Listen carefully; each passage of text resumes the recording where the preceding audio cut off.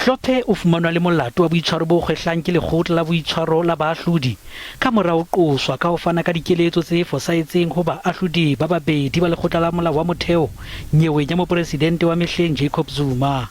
In the meantime, the president has placed Judge Hlophe on suspension. The suspension is completely unrelated to the process before the National Assembly, which is an independent process that must be carried out by Parliament. Ditokomaneng tsa hae tsa kgotla Hlophe o phephetsa tsela ya ho thewa ha JSC ha e neng ka qeto ya ho tjhaella monwana qeto ya lekgotla la boitshwaro la baahlodi. Only an interdict could stop the president from suspending him. If the court reviews and sets aside the decisions of the Judicial Conduct Tribunal and the Judicial Service Commission, his suspension will automatically lapse. Freedom under law e re okginnwe nakwana ha Hlophe ke mohato wa bohlokwa ntlheng ya ho kgutlisa tshepo ya baahi tshebetsong ya lekgotla le phahameng la dinyewe la Western Cape.